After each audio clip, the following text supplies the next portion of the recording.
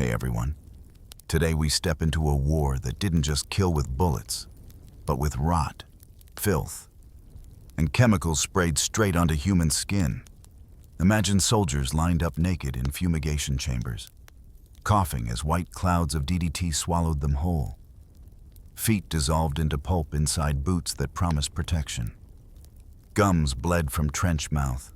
Entire units collapsed from poisoned army rations.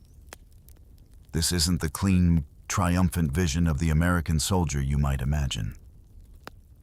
This is men paying to wash their own uniforms, watching explicit films about venereal disease, and learning that a dip in a river could let parasites crawl inside their bodies. If you want unflinching stories of the hidden wars fought inside the body, the infections, humiliations, and survival tricks history often forgets, then hit like and subscribe. And in the comments, tell me, could you endure the stink of war now? Steady yourself and follow me into WWII's dirtiest secret, hygiene. You find yourself in a landscape far removed from pristine postcards and heroic narratives.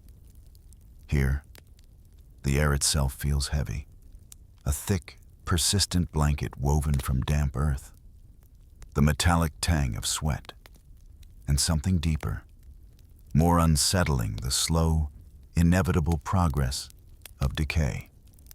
This isn't just the odor of exhaustion. It's the profound, inescapable reek of a world unraveling. The ground beneath your boots is a shifting tapestry of mud and the unseen, where every breath carries the subtle, sour note of things rotting. You are a soldier, but your uniform, once a symbol of duty, now feels like a second skin of grime, clinging to you with stubborn intimacy. The battlefield isn't merely defined by enemy fire. It extends into every pore of your skin, every crevice of your being. You share your existence not just with comrades, but with an army of uninvited, persistent companions. Tiny, persistent creatures, the size of a pinhead, begin to crawl. They nestle into the seams of your clothes, burrow into your hair, their relentless itching a low-grade torture, a constant, maddening hum beneath your skin. You feel their delicate, almost imperceptible movements, 1,000 tiny intrusions that steal your focus, fray your nerves. And then there are the flies, a buzzing, swirling cloud, drawn by the same scents that envelop you. They land on your skin, your food, your lips. Each brief touch a reminder of the pervasive filth, of the unsanitary embrace of your surroundings. Their incessant drone is the soundtrack to your days and nights, a lullaby of the unclean. The promises of the army, whispered from recruitment posters that spoke of clean-cut heroes, seem like a cruel, distant dream. The reality you inhabit is a grimy, tangible counterpoint to those ideals.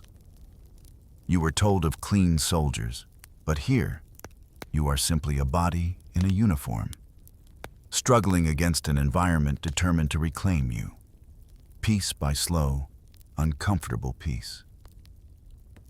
Your hands, once perhaps accustomed to the softness of a clean towel, are now perpetually stained, nails rimmed with the indelible black of the soil. The texture of your uniform, meant to protect, feels abrasive, stiff with dried mud and sweat, chafing against your skin with every movement. Hygiene, once a simple, unconscious routine, transforms into a desperate, unending campaign. It is a quiet war waged with scarce scraps of soap, with cold, gritty water, with the futile hope of scrubbing away layers of discomfort. You find yourself meticulously searching for lice, crushing them between your fingernails with a practiced, almost ritualistic fervor. A small, grim victory in a larger, losing battle. The struggle for cleanliness isn't just about comfort. It's about preserving a fragile sense of self, a sliver of dignity in a world stripped bare. It's a fight against the rot that whispers at the edges of your perception, a silent enemy that threatens to consume you from the inside out. This profound, pervasive dirt becomes a constant companion, an adversary as formidable as any enemy soldier, threatening not with bullets, but with the insidious crawl of disease, the slow, soul-wearying grind of decay. One morning, the hum of distant engines grows into a roaring crescendo, a sound that promises a new kind of intervention, or perhaps a different sort of invasion. You look up, and there they are, planes silhouetted against the sky, not dropping bombs, but releasing something far more ethereal, yet no less impactful. A shimmering, white cloud begins to descend, unfurling like a ghostly blanket over the landscape. This is DDT, heralded as a marvel, a triumph of science, a chemical solution to the crawling, buzzing problems that plague your daily existence. You are told it's a Nobel Prize-winning insecticide, a savior. Yet, as the white mist drifts closer, settling on your skin, in your hair, and a fine, almost imperceptible dust on your lips, you can't help but feel a strange unease. You stand there, along with countless others, face turned upward, mouths perhaps slightly agape in a mixture of awe and apprehension. As the clouds of chemicals rain down, it coats everything the ground, the tents, your equipment, and most intimately, your very body. You feel the fine particles settling, a delicate, almost silky layer, but one that carries the faint, acrid scent of something manufactured, something alien. A dryness soon follows, a subtle tightening on your skin, a faint tickle in your throat as you involuntarily breathe in the microscopic dust. It is efficient, you must admit. Within hours, the relentless itching from lice seems to subside. The buzzing chorus of mosquitoes grows quieter. A fragile peace descends, bought with a chemical price. The experience is profoundly unsettling, a visceral memory that lingers long after the white mist dissipates. You witness entire villages, not just military encampments, treated in this fashion. Men, women, and children stand in the open, bathed in the same chemical rain, their homes and fields coated. It's a sight that strips away any illusion of individual care, reducing everyone to a collective problem, a population to be disinfected. You are part of a vast biological experiment, treated not as a person with needs and vulnerabilities, but as an infestation. The feeling of being treated like bugs is not merely a metaphor. It is a lived, physical reality. You are sprayed, not for comfort, but for control. A living organism within a larger system. In the immediate aftermath, there is relief. The scourge of lice, the constant threat of malaria, these immediate, tangible enemies recede. Lives are undeniably saved. The rampant spread of disease temporarily halted. But as you breathe in the faint, lingering scent of the chemical, a quiet question forms in the back of your mind. A subtle whisper of doubt. What are the unknown horrors, the long-term consequences of this intimate, chemical embrace? You chew your rations, now dusted with the fine powder, and the grim joke circulates among your comrades. You are the first generation of men to eat DDT, not just live among its residue. This scientific miracle, in its quiet efficacy, transforms the very nature of your existence, making you an unknowing participant in a vast, unprecedented experiment, the full implications of which remain shrouded in the uncertain future. Imagine, if you will, the profound craving for simple cleanliness. Days, perhaps weeks, have passed since your uniform, your socks, your very undergarments felt anything but stiff with sweat, caked with mud, and permeated with the inescapable odors of camp life. You can feel the rough fabric against your skin, chafing with every movement, a constant, irritating presence. The smell, a concoction of stale body odor and damp earth, has become so familiar it's almost a part of you. Yet, the longing for that crisp, fresh scent of newly washed cloth is a deep, persistent ache. A small comfort, a basic dignity, becomes a luxury you dream of. Then, you learn of the mobile laundry trucks, lumbering mechanical beasts that promise a fleeting return to freshness. Their engines rumble, their industrial washers churn, a sound of hope cutting through the monotonous camp noise. You visualize your grimy uniform, transformed, emerging warm and soft. But there is a catch, a quiet, almost insulting detail that grates against your sense of justice. You, who put your life on the line, who stands ready to make the ultimate sacrifice for your country, must pay a cost of 50 cents per laundry bundle, a seemingly small sum that, in the context of your meager pay and endless waiting, feels like a deliberate slight. You pull out the coins, feeling their cool weight in your palm, a transaction that feels fundamentally wrong. The system itself highlights a silent, yet stark, hierarchy. Officers, with their higher pay and privileged status, often get priority. You watch, perhaps with a flicker of resentment, as their bundles are processed quickly, their uniforms returned crisp and ready. For you, the enlisted man, it means waiting. Long, drawn-out hours, sometimes days, enduring the pervasive stink of your own unwashed clothing, the persistent discomfort, all while the machines churn tantalizingly close, just out of reach until your turn, or your coins, are ready.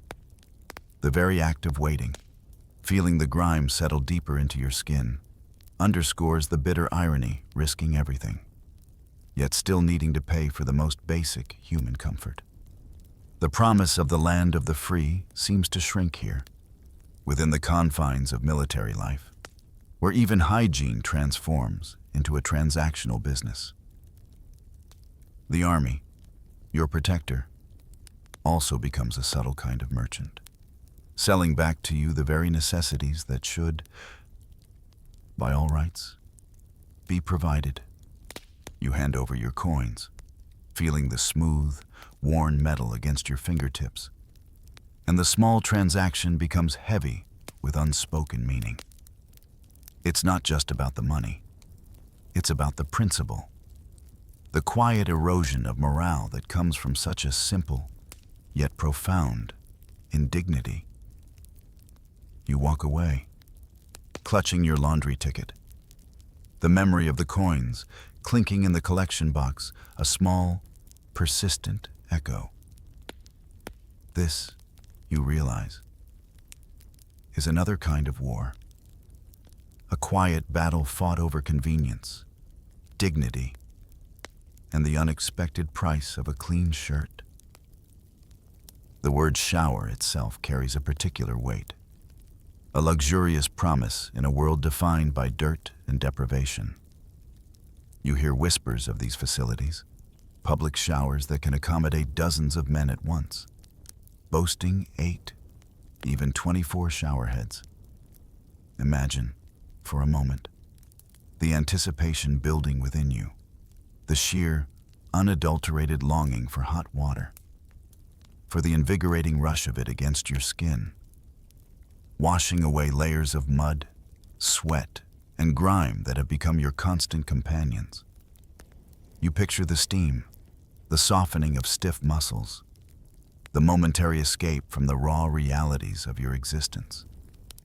It feels like a dream, a sliver of civilian comfort in the harshness of military life. You finally reach the facility, joining the line of men, each one mirroring your quiet anticipation. The air inside is thick with humidity, carrying a faint, industrial scent. You strip off your uniform, its stiff, coarse fabric falling away to reveal skin that yearns for cleansing. The steam rises, warming your face, and for a brief moment, the illusion holds. You step under the spray, the water blessedly warm, washing over your body, carrying away the surface layers of dirt. A sigh of relief escapes you, a deep, resonant sound shared by the men around you. This is it, you think. The simple pleasure, the restoration. But then, the experience shifts. Suddenly, the water changes, or perhaps another spray begins. A new sensation prickles your skin, a fine mist that isn't just water. It's a disinfectant, a chemical cocktail designed not just to cleanse, but to fumigate. You feel it on your naked body, a cool, almost clinical coating. The scent is stronger now, sharper, an acrid, medicinal smell that catches in your throat, making you cough. You stand there, bewildered, drenched not only in water, but also in this pervasive chemical, feeling like livestock being deloused. The image is stark rows of naked soldiers, stripped of identity, being treated like an infestation. The very act of cleanliness transforming into an impersonal, almost dehumanizing process. The initial rush of comfort gives way to a strange, almost unsettling feeling. Your skin, though clean of dirt, feels vaguely coated, a persistent chemical residue clinging to you. You emerge from the shower, not just refreshed, but infused with the sharp, clean smell of antiseptic. A scent that now accompanies your own, lingering body odor. Morale, undeniably, receives a boost. The brief reprieve from grime is a welcome relief, a psychological uplift. Yet, in the quiet corners of your mind, a new concern begins to form. You've just inhaled a significant amount of chemicals, feeling the burn in your nostrils, the dryness in your throat. The price of this cleanliness, you realize, might be paid by your lungs, a silent, unseen cost. What began as a longed-for bath, a moment of spa-like indulgence, has subtly transformed into something else entirely half purification, half scientific experiment. A stark reminder of the lengths to which the Army would go to maintain a semblance of control over disease, even at the expense of your immediate comfort and long-term well-being. In the shadowed corners of camp life, a different kind of war rages, one fought not with bullets, but with unseen contagions. You hear the hushed whispers, the grim statistics, the stark realities of diseases like syphilis and gonorrhea, which stalk every base like an invisible predator. These aren't abstract threats. They are personal, deeply unsettling realities that intertwine with the profound loneliness and desires that bloom in the harsh environment of war. For many, far from home, isolated, and living under immense pressure, the yearning for connection, for intimacy, can be overwhelming, leading to choices fraught with unforeseen dangers. The Army, in its pragmatic efficiency, acknowledges this silent battle. Rapid treatment centers spring up, their doors always open, a constant reminder of the pervasive issue. You might see a comrade quietly slip away, returning a day or two later, perhaps a little paler, a little more subdued. Penicillin, the wonder drug, is dispensed by the vial, a potent weapon against these silent invaders. But beyond the medical response, there's an educational campaign, blunt and unyielding, designed to shock and deter. You are ushered into makeshift theaters, the air thick with anticipation and nervous murmurs, to witness adults-only films. These are not for entertainment. They are explicit, graphic portrayals of disease, raw and uncomfortable in their detail. The flickering images on the screen are deliberately unsettling, leaving little to the imagination. You watch, perhaps shifting uncomfortably in your seat, as the stark realities of venereal disease unfold before your eyes. The lesions, the pain, the slow, insidious progression of infection. It's a form of shock therapy, a visual assault meant to burn the consequences into your memory. The language of the accompanying pamphlets is equally direct, almost clinically cold in its advice. The best prevention is simply stay away from women. A simple, yet profoundly difficult command in a world where human connection is so deeply craved, so often absent. For many young men, fresh from homes where such topics were taboo, these films and pamphlets become their first true lessons in sex education. It's a harsh, unforgiving curriculum, taught not in the quiet comfort of a classroom, but in the sterile, often embarrassing public forum of a military base. The experience is a strange concoction of education, shame, and an almost absurd comedy, as soldiers awkwardly joke or silently recoil. War, you realize, does not just transform battlefields. It reshapes the most intimate aspects of human experience, turning desire into a dangerous gamble, and even sex into another front in the endless war against the body's vulnerabilities. A relentless campaign where medicine, morality, and the quiet weight of human longing collide in unsettling ways. Beneath the heavy, canvas-like fabric of your uniform, deep within the sturdy, seemingly protective confines of your boots, a silent, insidious horror often takes root. You stand, you march, you wait, and all the while, your feet, the very foundation of your movement, begin a slow, agonizing process of deterioration. You wear your shoe packs, special waterproof boots lined with felt, designed, you are told, to keep you dry, to offer protection against the pervasive dampness of the European or Pacific terrain. They promise security, but often deliver a different, more chilling reality.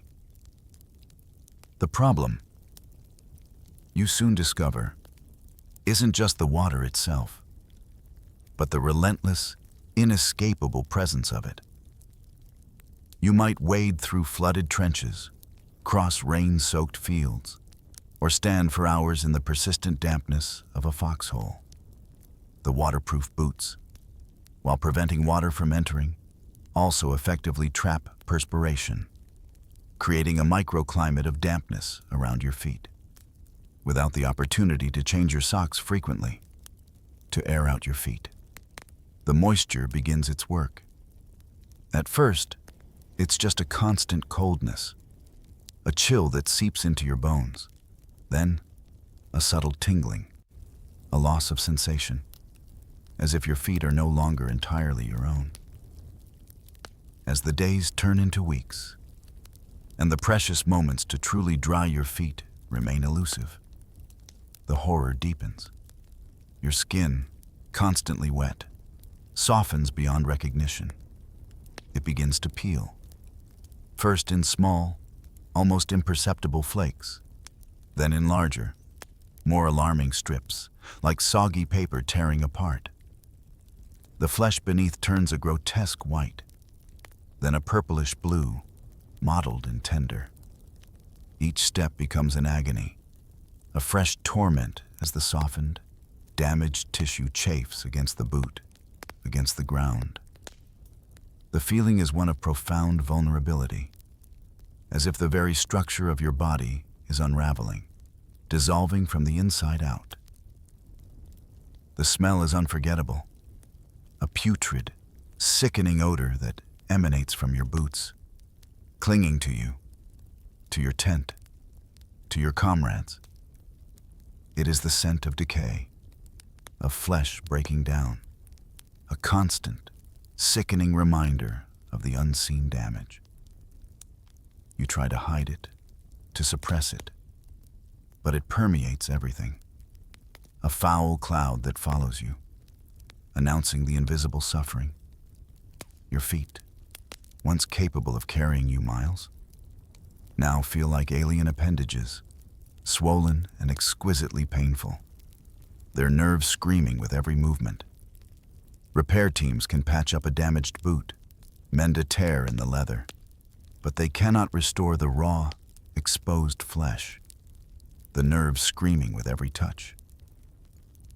For some, the war begins not with the sound of distant artillery, but with the insidious, relentless rot of their own feet.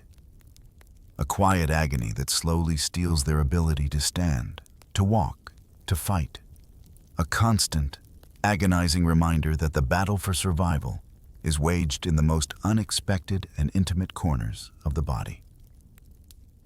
Beyond the visible wounds and the pervasive grime, another silent affliction often crept in, a slow, insidious erosion of the very mouth you used to speak, to eat, to laugh. You might begin to notice a strange, metallic taste, a persistent soreness, a tenderness in your gums that worsened with every bite of hard ration biscuit. This was trench mouth, a chilling echo of the previous Great War, brought on by the potent cocktail of relentless stress, inadequate nutrition, and the omnipresent lack of proper hygiene. Your gums would swell, turning an angry red, sometimes bleeding at the slightest touch, or even spontaneously.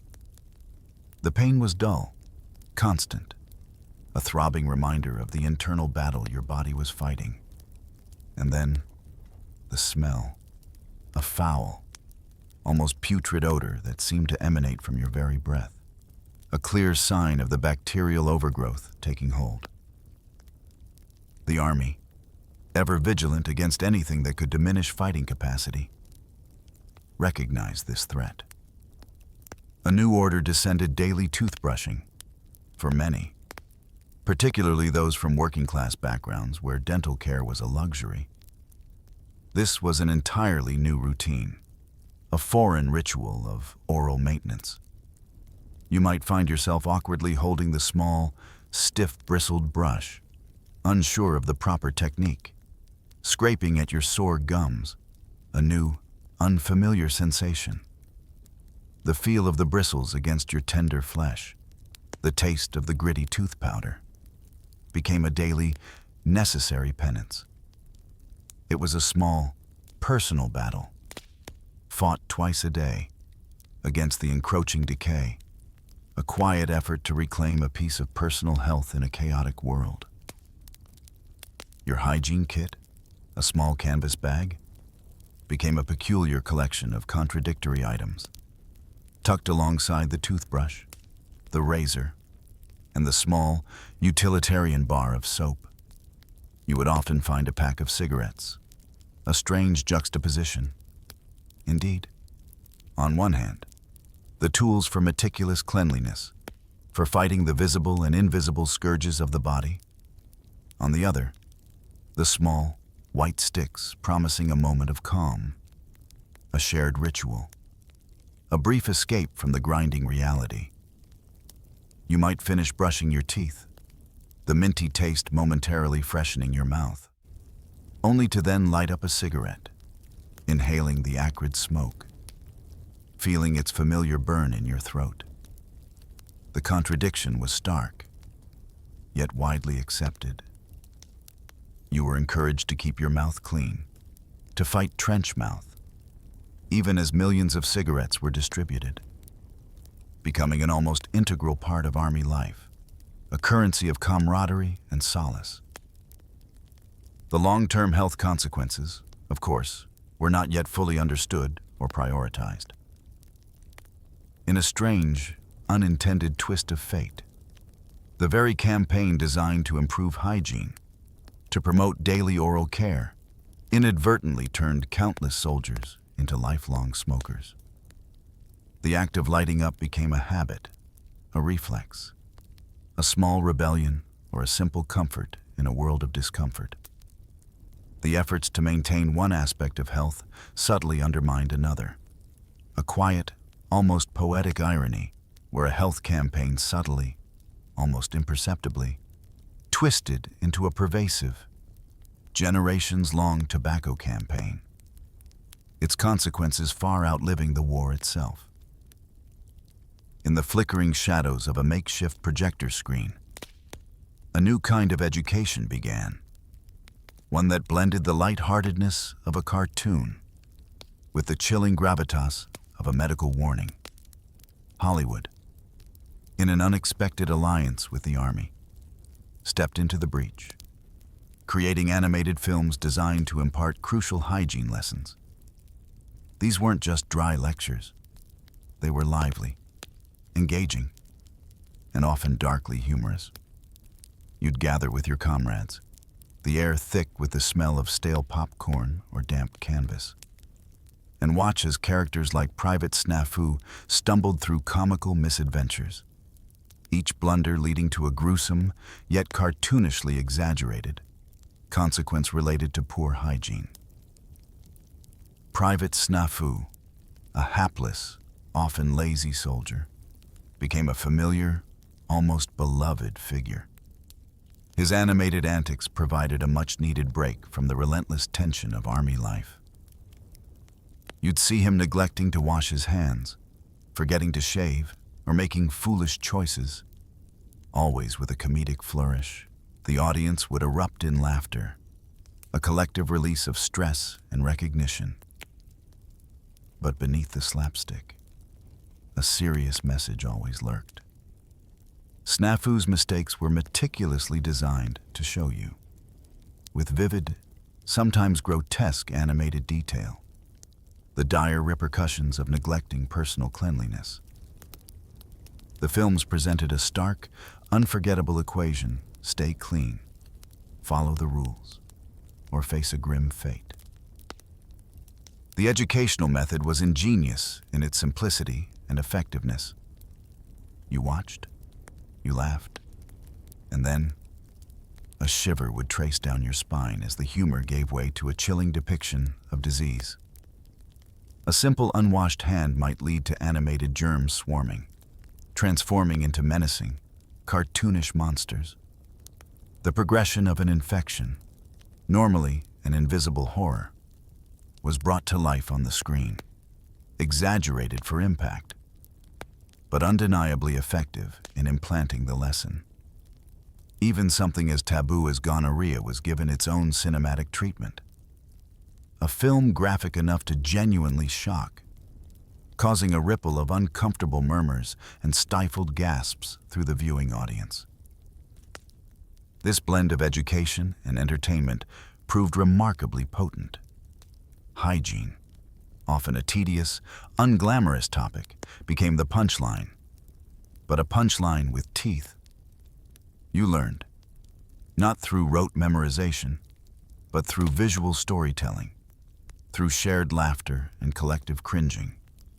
The imagery, once seen, was difficult to forget.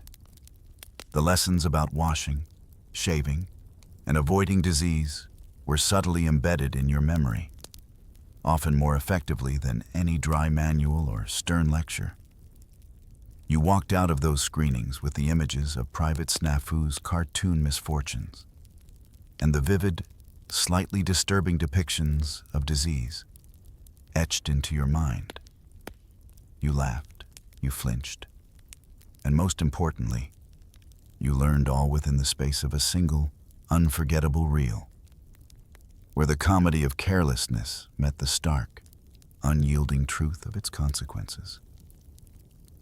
As the war carried you to the sun-drenched, often humid landscapes of the Pacific Islands or the arid stretches of North Africa, a new and insidious threat emerged, one that shimmered deceptively in the very water that promised relief.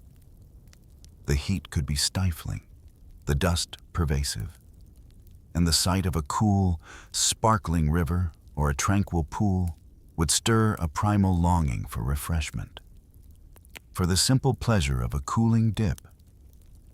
But strict, almost desperate warnings quickly replaced that longing with a profound sense of dread. Do not swim, do not wash, do not wade. The reason was invisible, yet terrifyingly real. In these exotic, beautiful waters lurked microscopic parasites, creatures like schistosomiasis, often called snail fever. They were silent, unseen invaders, capable of burrowing straight through your skin, entering your bloodstream, and setting up a protracted, agonizing siege within your body. A single, seemingly innocent dip in a river, a moment of weakness or desperate thirst, could condemn you to months, even years, of debilitating illness, fever, fatigue, internal pain, and a slow wasting away. The very water that promised solace became a source of profound fear, transforming a basic human need into a perilous gamble. Only approved water points were deemed safe. Designated sources meticulously checked and treated, clearly marked with official signs. Every other body of water, the inviting streams, the tranquil ponds, the tempting rivers, was forbidden, a no-go zone of potential disease. You learned to view these natural water sources with a new kind of suspicion, a quiet dread that replaced any sense of beauty or serenity. The shimmering surface, once alluring, now seemed to conceal a hidden menace, a biological trap waiting for the unwary. To navigate this treacherous landscape, you might find yourself marching in heavy rubber boots, even in sweltering heat. The sensation was peculiar, almost surreal, like a bizarre shopper in a flooded market, unable to touch the merchandise, unable to truly feel the ground beneath your feet. The boots felt cumbersome, hot, making your feet sweat. Yet they offered a thin, crucial barrier against the invisible enemy lurking in the earth, in the puddles, in the enticing rivulets of water. Hygiene, in this context, was not about cleanliness in the traditional sense, but about avoidance, about fearing the very element that sustained life. It was a constant, almost maddening vigilance against an unseen foe. A battle waged not with overt combat, but with the quiet discipline of self-denial, forever longing for the cool, forbidden embrace of the water that promised both relief and potential death. Even as you navigated battlefields fraught with enemy fire and invisible parasites, another, more insidious threat often lay in wait, closer than you could imagine in the very food meant to sustain you. The monotony of army rations, the repetitive, often bland flavors, could wear down even the most resilient spirit. You would dream of fresh produce, of home-cooked meals, of anything beyond the predictable texture of canned meat and hardtack. The temptation to seek out civilian food, a local delicacy, a taste of something different, was powerful. And many soldiers, despite strict prohibitions, risked it, hoping for a brief escape from the culinary tedium. But the real danger, surprisingly often, lay within the Army's own mess halls. These were the places where thousands gathered daily, their lives dependent on the meals served. Though inspections were routine and cooks underwent training in sanitation schools, the reality could be far more treacherous. Statistics whispered of over 190 documented mass food poisonings throughout the war, sickening more than 22,000 soldiers. Imagine the scene along chow line, the clatter of mess kits, the steam rising from large vats of stew or a casserole, seemingly innocuous. Yet, for many, that meal was a quiet game of Russian roulette, a gamble with their own well-being. You might wake in the dead of night, not to the sound of artillery, but to the sudden, wrenching grip of stomach cramps. A cold sweat would break out, followed by a wave of nausea, a dizzying weakness. The familiar barracks, a place of rest, would transform into a hellish landscape of discomfort and desperate dashes to the latrines. You would lie there, shivering, feeling your strength drain away, understanding that the enemy was not a distant German machine gun or a Japanese sniper, but something far more intimate, far more insidious, a spoiled ingredient. A moment of carelessness in the kitchen, a bacteria that had silently taken hold. For some, this was the deadliest enemy they faced. Not the roar of tanks or the whistle of incoming shells, but the quiet, internal rebellion of a poisoned gut. The irony was profound. You fought against external foes by day, with courage and determination, only to battle your own stomach by night. A silent, humiliating struggle against the very sustenance provided by your own side. Hygiene in the kitchen, intended to safeguard health, could tragically turn into a silent killer, a betrayal from within the ranks, reminding you that in war, the threats to life came from every conceivable direction, even from the seemingly safe haven of a hot meal. A constant, unsettling reminder of the pervasive vulnerability that shadowed every moment of a soldier's existence. Imagine for a moment the vast, shimmering expanse of the Pacific Ocean. It's June 20th, 1944. The air is thick with the scent of salt water and the distant hum of powerful engines. You are Lieutenant Saburo Kitamura, and the world as you know it has just been irrevocably altered. A moment ago, you were fighting, enduring, clinging to life amidst the chaos of battle. Now, you find yourself on the deck of a massive American aircraft carrier. The USS Enterprise, a steel behemoth cutting through the waves. The chilling propaganda, whispered in hushed tones back home, painted a vivid picture of your inevitable fate. Capture by Americans meant swift torture, humiliation, a brutal end. Every fiber of your being is braced for this horrific expectation. But as you are guided, gently, surprisingly gently, to a mess hall, a different reality begins to unfold. The fluorescent lights hum with an unfamiliar warmth. The air, instead of the expected metallic tang of a warship, carries an aroma that makes your stomach clench, not with fear, but with a pang of hunger you hadn't realized was so profound.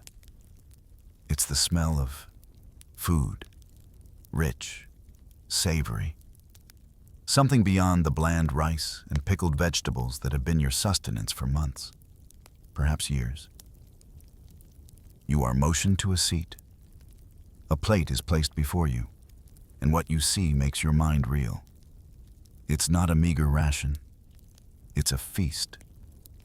Golden brown fried chicken, its crispy skin glistening under the lights, piled high. Next to it, a generous scoop of creamy mashed potatoes, impossibly smooth and white. There are bright green beans, a vibrant contrast, looking fresh and tender. A thick slice of golden-crusted bread sits beside them, still warm to the touch. Your eyes widen further as a slice of apple pie, its filling bubbling gently beneath a lattice crust, is added to the plate. And then, a tall glass of cool, fresh milk. This is not the meal of a prisoner awaiting torture. This is the meal of a guest, perhaps, or a valued sailor. The sheer quantity, the variety, the richness of it all is a physical blow, a stunning contradiction to everything you've been taught. You pick up a fork, your hand trembling slightly. The first bite of fried chicken is a revelation. The crunch of the skin, the tender, juicy meat. It's a flavor you haven't experienced in years. Perhaps never with such abundance. The mashed potatoes melt in your mouth, a comforting cloud. The sweetness of the apple pie, the pure, clean taste of the milk. It's overwhelming. Then comes the final, baffling question. As the server approaches with 2 large tubs, you hear a calm, friendly voice ask, "Chocolate or vanilla?" For a moment, you don't understand. What are they referring to? Then you see it ice cream. Not just ice cream, but a choice. 2 distinct flavors offered to you, a prisoner, as if you were merely a sailor making a casual decision about dessert. The very idea is ludicrous, almost comical in its unexpectedness. Ice cream, a luxury beyond imagining, even for the highest-ranking officers back home, is being offered to you after a meal that was already beyond belief. In that single moment, surrounded by the hum of the ship and the gentle clinking of cutlery, the meticulously constructed edifice of propaganda begins to crumble. All the terrifying stories, the warnings of barbaric Americans, of their cruelty and lack of humanity, dissolve into thin air. You are not facing a monster. You are facing a meal. And with each bite, a new, unsettling truth begins to take root in your mind. This is not how the enemy was supposed to behave. This abundance, this simple act of feeding you well, is more disorienting than any interrogation could ever be. It's a silent, yet deafening, challenge to your entire worldview. As the days turn into weeks aboard the American vessel, the initial shock of that first meal slowly gives way to a deeper, more profound realization. Your comrades, those few who have also been captured, share similar tales of bewilderment. Back home, you were all indoctrinated with a singular, chilling narrative if captured by the Americans. You faced an absolute certainty of starvation, brutal torture, and a swift, ignominious execution. The stories were vivid, designed to instill fears so deep that surrender was unthinkable. Death in battle preferable to the barbarian's mercy. This was the unwavering belief, ingrained from childhood, reinforced through every facet of military life. Yet, here you are. You are not starving. Instead, you are offered regular, nutritious meals. Not just any meals, but substantial portions of meat, fresh vegetables, bread, the kind of food that fills your stomach and provides a sustained energy you haven't felt in years. You watch as your American captors, with an almost casual efficiency, provide comprehensive medical care to your wounded comrades. Doctors, not guards, attend to injuries. You see them administer morphine for pain, a drug considered a rare and precious commodity back in your own ranks, reserved for the most critical cases, if available at all. Wounds are cleaned, dressed, and meticulously tended to. There are clean bandages, powerful antibiotics, and a level of sanitation that is utterly foreign to your experience of military medicine. The contrast is stark, almost unbearable. On one hand, the deeply ingrained belief, the propaganda that painted the Americans as inhuman monsters, devoid of compassion. On the other, the undeniable reality unfolding before your very eyes. Medical personnel treating your wounds with genuine care. The consistent provision of proper, nourishing meals. The simple acts of human decency. It's as if a fundamental pillar of your world has been gently, yet firmly, dislodged. This profound difference in treatment doesn't just challenge your understanding of the enemy. It fundamentally shakes your worldview. Your entire understanding of honor, of sacrifice, of the nature of the enemy, is being rewritten, not through force, but through kindness and material provision. The American soldiers, depicted as bloodthirsty devils, are instead offering a surprising, bewildering form of hospitality. It becomes clear, with each passing day, that this abundance is not merely a side effect of their wealth. It is, in a profound and unsettling way, a weapon. A weapon more powerful than any fear-mongering, any bullet, any bomb. Fear. You understand. Starvation. You comprehend. But this sheer, overwhelming abundance, this demonstration of an almost limitless supply, this consistent display of well-being, even amidst the chaos of war, is an enigma. It undermines the very foundations of your warrior spirit, which teaches that spiritual strength triumphs over material weakness. Here, the material is so abundant, so casually offered, that it makes the spiritual sacrifices you've made seem almost unnecessary. This profound, unsettling generosity begins to dismantle not just your prejudice, but the very rationale of your fight. As you continue to observe the daily operations of the American forces, the sheer scale of their material superiority becomes a silent, yet deafening, roar. You begin to understand, on a visceral level, the chasm that exists between your world and theirs. A gap measured not just in ships and planes, but in something as fundamental as sustenance. The numbers, when you eventually come to grasp them, are staggering, almost mythological in their implication. Consider the daily rations. You recall the rigid discipline, the constant gnawing hunger that was a familiar companion on your own naval vessels. A typical day on a Japanese Navy ship might have afforded you around 400 calories. Your diet consisted primarily of rice, often in small, carefully measured portions, supplemented by a few pickled vegetables. Meat was a rare luxury. Fresh fruit an almost forgotten dream. The result was widespread vitamin deficiency, a constant feeling of depletion, a body perpetually running on the bare minimum. You recall the weariness, the difficulty concentrating, the slow erosion of strength that became a normal part of existence. Now, you witness the American reality.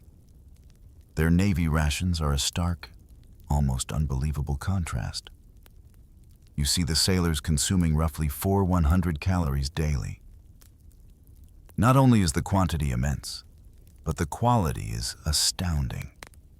Abundant meat, a variety of dairy products, fresh vegetables, loaves of bread, a diet so rich and varied it seems designed for building strength, not merely surviving. You watch as sailors eat heartily, often leaving portions untouched, a sight that still sends a shiver of disbelief down your spine. Then there is the water, the lifeblood of any vessel. Especially in the vast, unforgiving ocean. On your own ships, water was a precious commodity, conserved with extreme measures. Showers were non-existent, drinking water rationed, and the constant fear of drought, of running out of this most vital resource, was a constant, underlying tension. You remember the parched throats, the sticky salt on your skin, the desperate longing for a clean, freshwater rinse.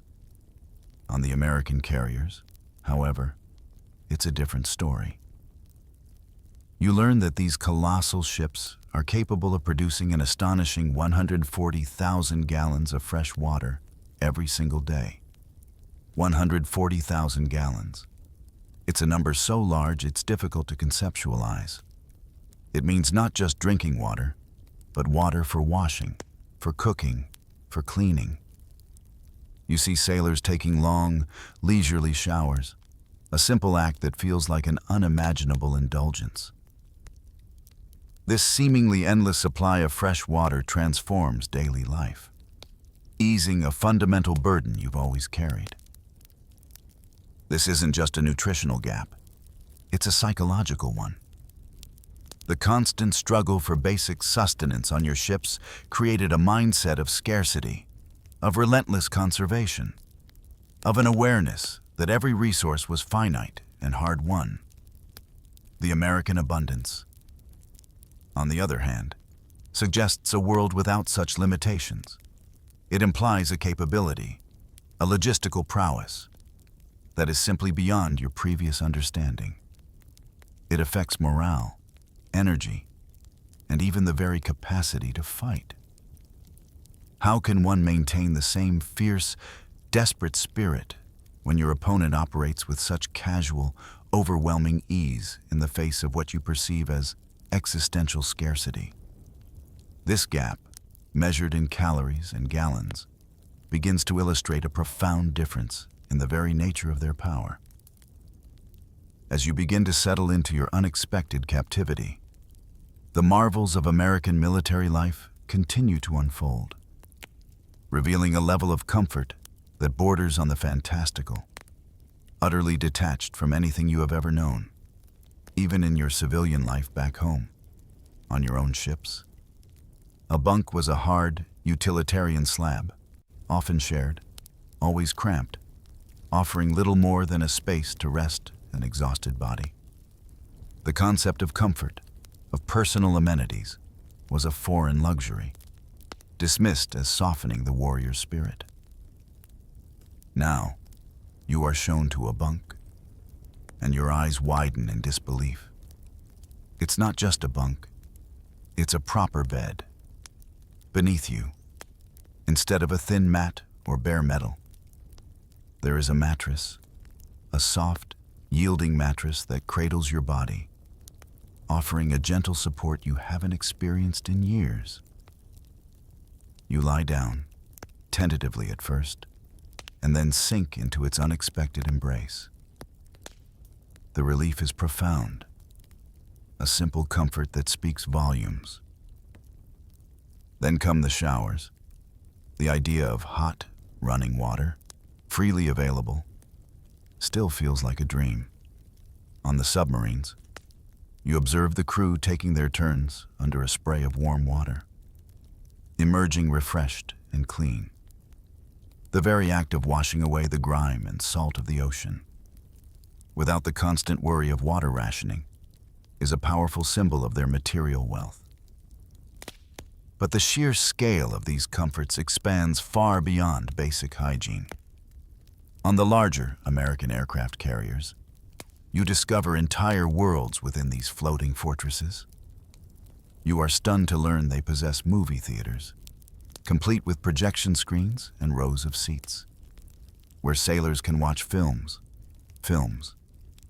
In the middle of the ocean, amidst a war, they are entertained as if they were back in a bustling city. You see libraries, shelves filled with books, providing an intellectual escape that was simply unheard of in your experience. And then, the ultimate indulgent soda fountains. Imagine a place where cold, Sugary drinks are dispensed on demand. It seems like something out of a child's wildest fantasy. And gyms, filled with equipment for physical training and recreation, allowing the sailors to maintain their physical conditioning and blow off steam. The USS Enterprise, the ship you are on, even prints its own daily newspaper, a newspaper, with comics to bring levity and sports scores to connect them to the world they left behind.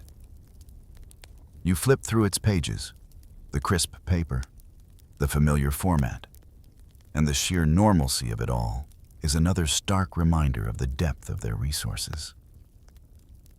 Compare this to your own life at sea.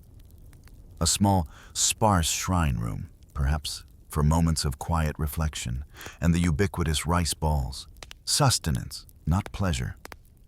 The contrast is not merely one of material goods, it's a contrast of philosophy. Your world demands austerity, sacrifice, and a focus solely on the mission. Their world, however, seems to weave comfort, entertainment, and mental well-being seamlessly into the fabric of war. It's another world entirely, where the lines between battle and daily life, between necessity and luxury, are blurred in a way you never thought possible. This isn't just about fighting, it's about living, even in the heart of conflict, and it leaves you profoundly, almost uncomfortably, impressed. Among all the astonishing revelations you encounter on the American ships, one particular detail stands out, solidifying the image of their incredible abundance into an almost mythical status: ice cream. It's a simple confection, a sweet, cold treat. Yet its presence and availability on these warships become a symbol, a testament to a level of logistical capability and material excess that defies all logic and expectation. You learn, through hushed conversations and astonished observation, that the USS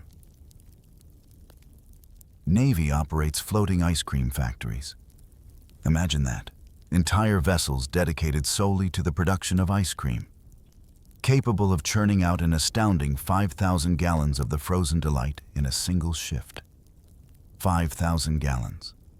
It's a quantity that boggles the mind, a luxury elevated to an industrial scale, deployed not in bustling cities, but in the unforgiving expanse of the Pacific.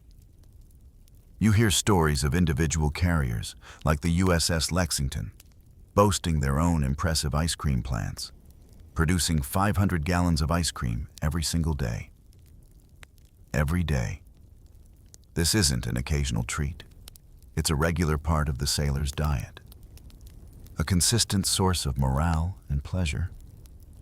The very idea that such resources are dedicated to something so seemingly frivolous during wartime is astounding. There are even tales of sailors facing the desperate situation of abandoning their sinking ship, prioritizing the rescue of their ice cream stock. It sounds like something out of a tall tale, an absurd detail in the grim reality of battle. Yet it speaks volumes about the value placed on this particular comfort and the ease with which it is obtained. The idea of saving ice cream over more essential items illustrates a mindset entirely foreign to your own, where every possession, every resource, is weighed against its absolute necessity for survival or victory. But the most potent, most unforgettable image of this ice cream culture comes during battle itself. You witness, with your own eyes, American sailors, mere moments after an engagement, or perhaps during a lull in the fighting, casually eating sundaes, full sundaes, with scoops of ice cream, toppings, whipped cream. They are calm, composed, indulging in this sweet treat as if they were enjoying a leisurely afternoon at home, not engaged in a brutal struggle for dominance on the high seas. The sight is deeply unsettling. On your ships, battle meant austerity, grim determination. and a focus so singular that all other thoughts were banished. The idea of such an indulgence, such a casual display of comfort, would be unthinkable, a sign of weakness, of a lack of commitment to the emperor and the nation. Yet, here it is, a stark reality. The ice cream, in its cheerful abundance, becomes a stark contrast to the grim reality of your own experiences. It's not just food, it's a symbol of a different kind of power, one that sustains its fighters not just with grit, but with comfort, with pleasure, even in the very teeth of war. It's a sweet, cold shock that resonates deeper than any explosion.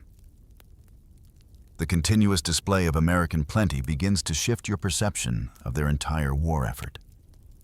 It's not just the presence of luxuries like ice cream. It's the sheer scale of their daily consumption.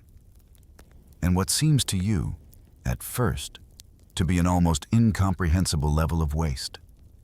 You, like your fellow prisoners, are acutely aware of the preciousness of every morsel, every drop. Scarcity has been your constant companion, shaping your habits, your values, your very understanding of existence. One particular observation strikes you with profound impact. Your fellow POW, Yoshio Yamada, a man whose observations you trust, confides in you. His voice filled with a mixture of disbelief and awe, that he witnessed the Americans throwing away more food in a single meal than his entire ship had been provisioned with for an entire week. An entire week's rations for his ship, discarded after just one American meal. The thought is almost sacrilegious, a violation of every principle of conservation and necessity you hold dear. How could such a thing be? You start to notice the mechanisms behind this apparent excess. You see specialized machines at work in their industrial-sized galleys potato peelers that remove skins with astonishing speed. Bread slicers that churn out uniform slices of fresh bread, hour after hour. These are not small, cramped kitchens, but vast, efficient operations, working tirelessly, 24 hours a day, 7 days a week. It's a continuous, churning engine of food preparation, producing quantities that seem to defy the logic of wartime scarcity. The question of waste gnaws at you and your comrades. It's a concept so foreign to your experience of military life, where every crumb is accounted for, every resource stretched to its absolute limit. You gather the courage, perhaps through a translator, to pose this burning question to one of your guards.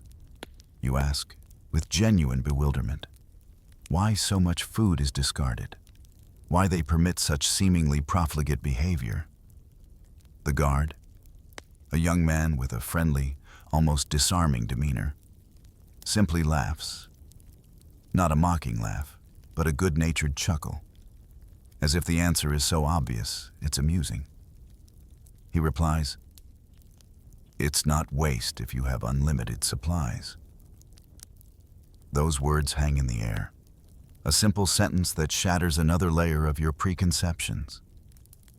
Unlimited supplies. The phrase itself is revolutionary. It implies a logistical network, an industrial capacity, and a national wealth that is simply beyond your ability to comprehend.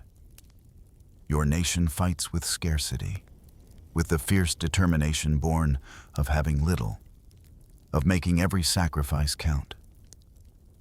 You understand the desperate calculus of making do with less, of triumphing over material disadvantage through spiritual strength and unyielding will.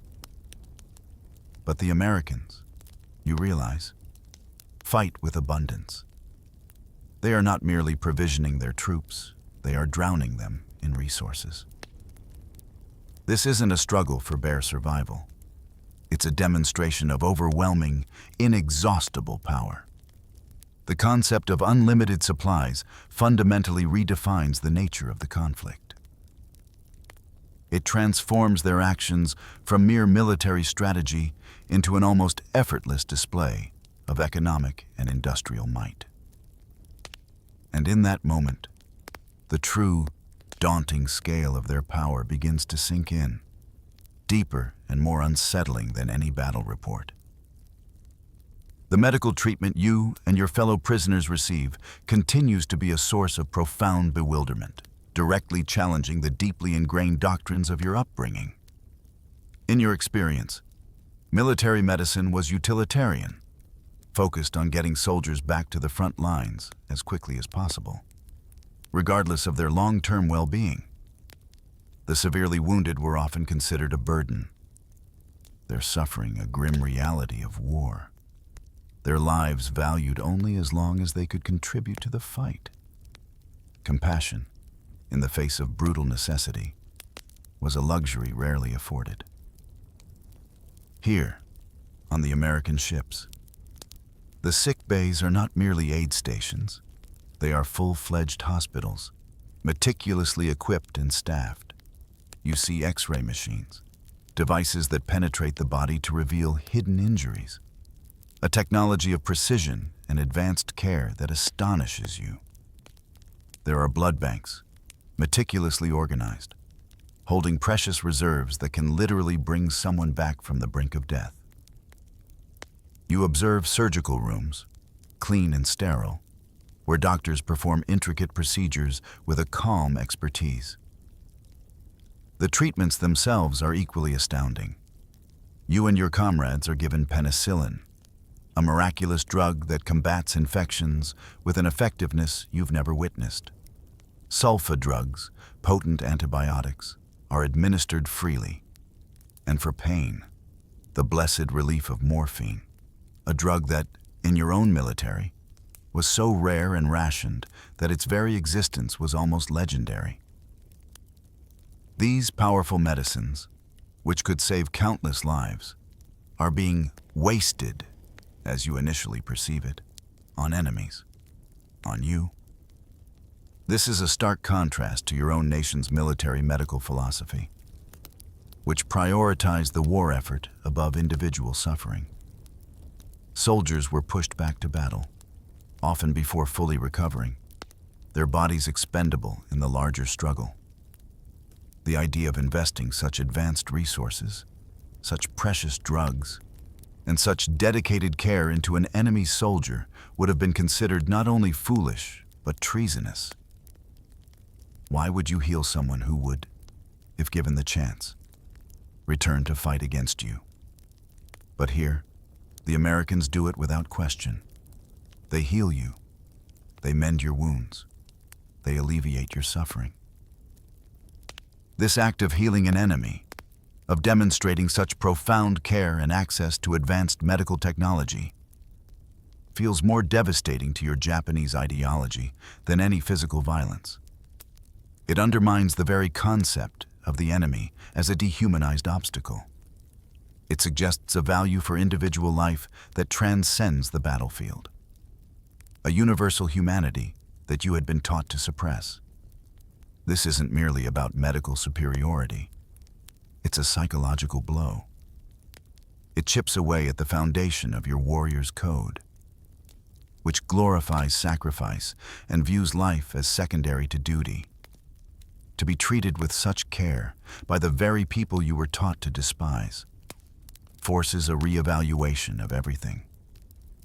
It's a kindness that disarms, a compassion that disorients, and it plants a seed of doubt about the righteousness of your cause, simply by demonstrating a different, more humane way of being. As your time as a prisoner unfolds, you begin to grasp the truly mind-boggling scale of American logistical superiority.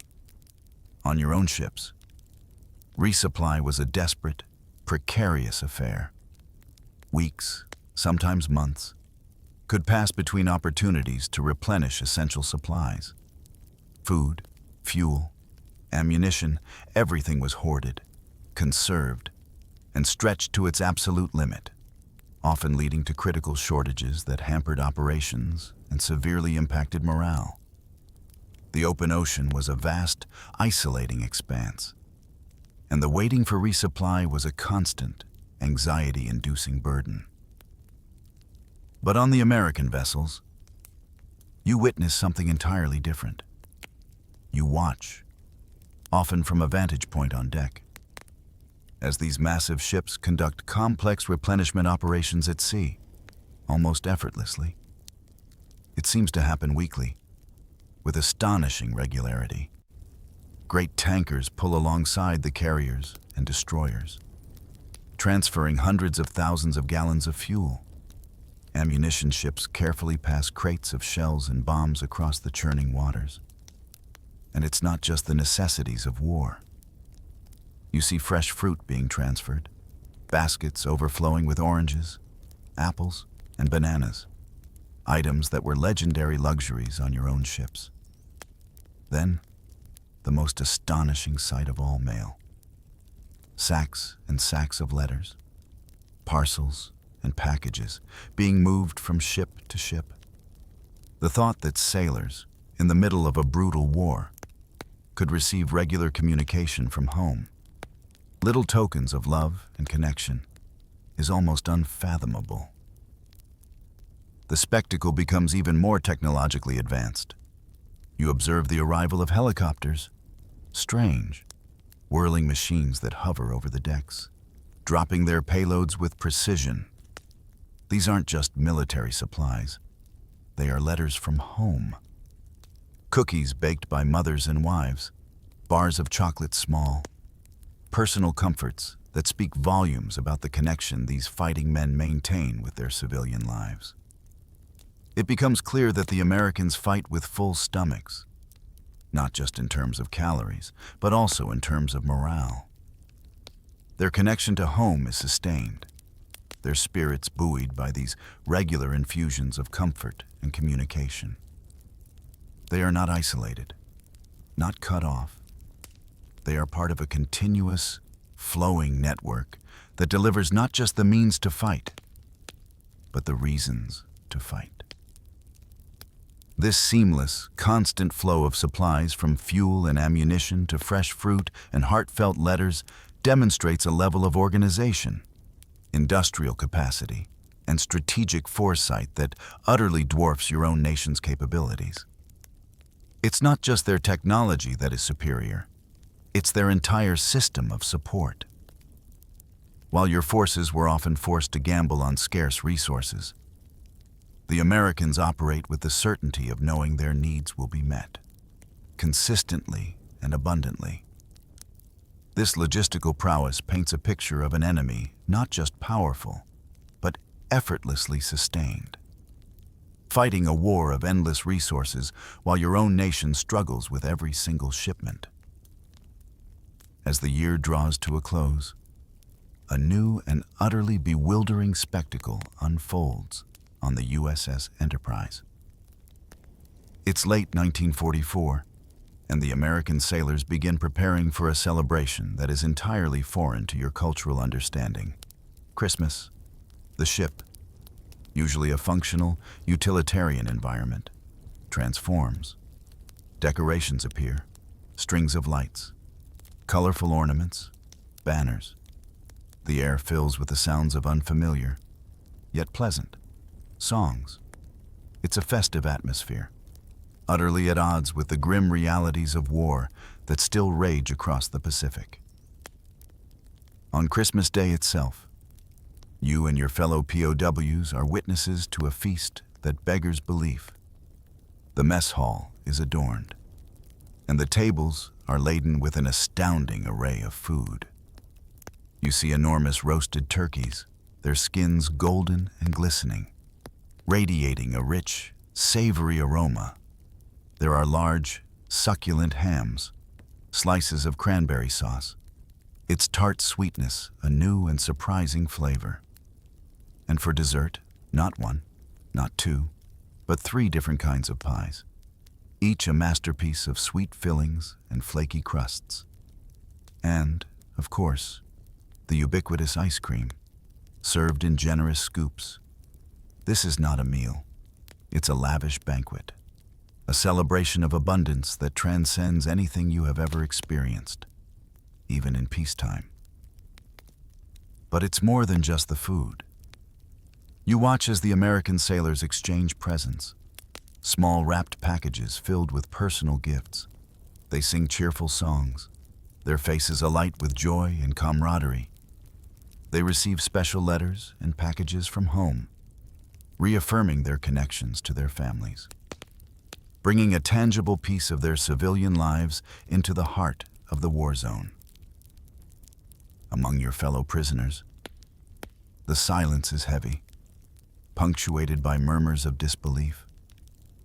One of your comrades, Hiroshi Nakamura, a man who has always held a stoic and unwavering belief in the Yamato spirit, turns to you, his eyes wide with a profound, almost heartbreaking realization. "That was when I knew Japan had already lost," he whispers, his voice barely audible above the distant sounds of celebration. His words resonate deeply within you. It's not the sight of their formidable warships or their advanced weaponry, or even their seemingly endless supplies that delivers this crushing blow. It's the celebration itself. It's the casual, confident display of such overwhelming abundance. The ability to find such joy and comfort, to connect so deeply with home, even in the midst of a brutal war. Contrast this with the grim reality of your own nation's war effort. Soldiers, including yourselves, were expected to face starvation, privation, and certain death for the emperor, to endure any hardship with unyielding spiritual strength. The idea of such a lavish celebration, such personal indulgence, would be considered a weakness, a distraction from sacred duty. But here, the enemy celebrates. They feast. They are sustained by comfort and joy. And in that stark comparison, the true depth of the disparity, the seemingly insurmountable gap in resources and morale, becomes devastatingly clear. The festive lights and cheerful songs of Christmas, rather than bombs and bullets, illuminate the path to defeat. As your time in captivity draws to its inevitable conclusion, the cumulative weight of these experiences, the astonishing meals, the casual comforts, the endless supplies, the unexpected kindness, and finally, the bewildering joy of their Christmas celebration begins to fundamentally dismantle the bedrock of your beliefs. Your nation's ideology, the very core of the Yamato spirit, was built upon an unwavering principle, spiritual strength, and an indomitable will could and would overcome any material weakness, sacrifice, austerity, and a fierce, unyielding spirit were the keys to victory, even against a materially superior foe. But what you have witnessed systematically erodes this conviction. You have seen American sailors, after intense combat, repair their damaged ships with an almost casual efficiency, working tirelessly to restore their vessels to fighting condition. And then, moments later, you see them gathered, laughing, eating ice cream sundaes. Ice cream. After battle, before returning to fight. It's a juxtaposition that defies the logic of your entire military upbringing. According to your indoctrination, such indulgence, such comfort, should make them weak, soft, ill-prepared for the rigors of war. It should erode their fighting spirit. Yet, it does precisely the opposite. This abundance, this capacity for comfort and pleasure, does not weaken them. It sustains them. It fuels their bodies, lifts their morale, and allows them to face the horrors of war not with grim resignation, but with a surprising resilience and even a measure of lightheartedness. It provides a constant, tangible reminder of the world they are fighting for, and the nation that so effortlessly provides for them. The ice cream, once a bizarre anomaly, becomes the ultimate symbol. It's a small, sweet testament to a vast, intricate system of industrial power and logistical genius. It embodies an enemy that is not just powerful in arms, but powerful in its capacity for life, for comfort, for continuous provision. The idea that spiritual strength alone could overcome such an opponent begins to feel like a tragic, beautiful, yet ultimately futile dream. After the war concludes, and you and your fellow prisoners are eventually repatriated, you carry these stories back to a devastated Japan. You speak of the golden fried chicken, the endless gallons of fresh water, the mattresses, the movies, the Christmas feasts, and the ubiquitous ice cream. You share the bewildering phrase, "It's not waste if you have unlimited supplies." These first-hand accounts of American abundance spread like quiet wildfire across the nation, heard in hushed tones in rebuilt villages and crowded cities. It is these stories, these tangible experiences of an enemy's unexpected generosity and overwhelming material wealth, that, perhaps more effectively than any bomb, begin to dismantle the militarist mythology that had gripped Japan for so long. The ice cream and the kindness, the comforts and the calories, become powerful agents of change, revealing a world where humanity and prosperity could coexist even amidst conflict, challenging the old dogmas of spiritual purity over material reality. And as the sun gently sets on this reflection, you realize that true strength perhaps lies not just in what you can endure, but in what you can provide, and the profound, transformative power of simply being well-fed and treated with unexpected care.